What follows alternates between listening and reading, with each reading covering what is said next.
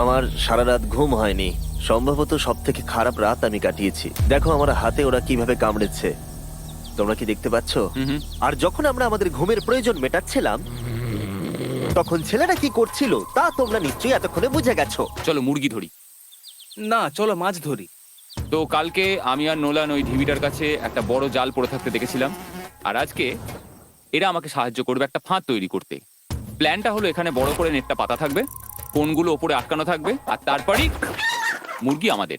তাহলে চলো। যদি এখন আমি উঠে ওদেরকে আটকাতাম তাহলে এটা কখনোই হতো না, কিন্তু সত্যি কথা বলতে আমার এখন ওঠার মতো ক্ষমতাই ছিল না। আর ছেলেরা অফিসিয়ালি স্বীকার করতে বেরিয়ে পড়লো। এটা তো খুব শক্তপোক্ত জাল। খুব শক্ত। এই তো। পরের 30 মিনিট ধরে ছেলেরা নেট কাটলো পারফেক্ট স্কোয়ার শেপে।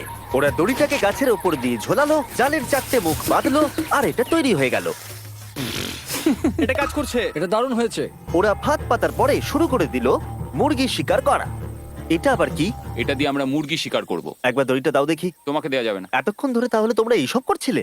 হ্যাঁ। আমার মনে হয়েছিল তোমরা কিছু ভালো কাজ করছো। সত্যি কথা বলতে আমার এটাকে প্রথমে মনে হয়েছিল পুরো সময় নষ্ট, কারণ পরের 3 ঘন্টা তারা শুধু অপেক্ষাই করে গেল আর অপেক্ষা করে গেল। কিন্তু কোনো কারণবশত ম্যাক হাল ছাড়তে একেবারেই রাজি ছিল না, এবং অবশেষে অনেক অপেক্ষা করার পরে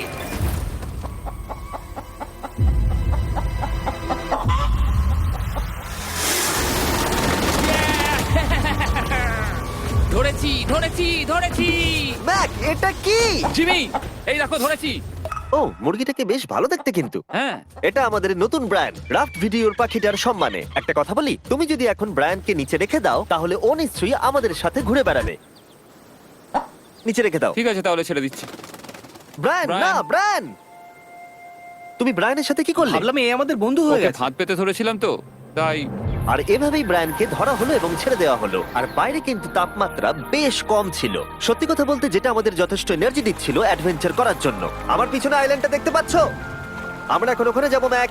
চলো যাওয়া যাক। এখন আমি জানি তোমরা কি ভাবছো, কেন এখন আমরা একটা ভালো আইল্যান্ড ছেড়ে সুইম করে একটা পাথরে ঘেরা আইল্যান্ডের মাঝে যাব? সত্যি কথা বলতে এর উত্তর আমার কাছে নেই। এটা কিন্তু সত্যি খুব অদ্ভুত হবে।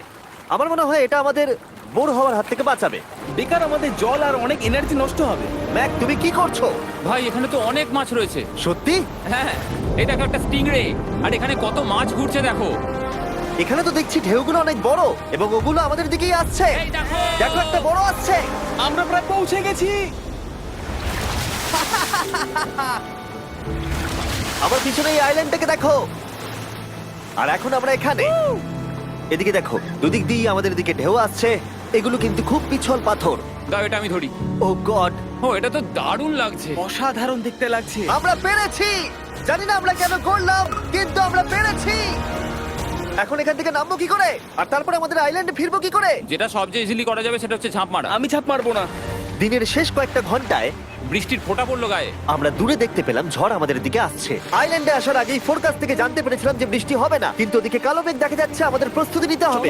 চলো চলো, নোলান ওটাকে ঠিক করো। আমাদের শেল্টার, ও নো, বৃষ্টি চলে এসেছে। জিনিসগুলো ঠিক রাখতে হবে। এখন আমাদের অনেক নারকেল পাতা লাগবে। জানালার আরো পাতা লাগবে। এবং রাত্রি নেমে আসার সাথে সাথে আমরা আমাদের নতুন এবং ইমপ্রুভড শেল্টারের ভিতরে ঢুকলাম এবং বৃষ্টির জন্য অপেক্ষা করলাম। এবং সব থেকে খারাপ বিষয় হলো জায়গাটা অচেনা। চারিদিকে এতই অন্ধকার যে বৃষ্টি হলেও আমরা দেখতে পাবো না। আমাদের ভাগ্য বোধহয় খুবই ভালো ছিল। এক চুলের জন্য আমাদের আইল্যান্ডটা ঝড়ের হাত থেকে রক্ষা পেয়েছিল, কিন্তু এটা বলতে পারি এই ভিডিওর পরের দিকে আমাদের ভাগ্য এতটাও ভালো ছিল না। জোরে বৃষ্টি পড়ছে। এখন আমরা কি করব? ভাই কেউ এদিকে এসো, এটাকে ধরো,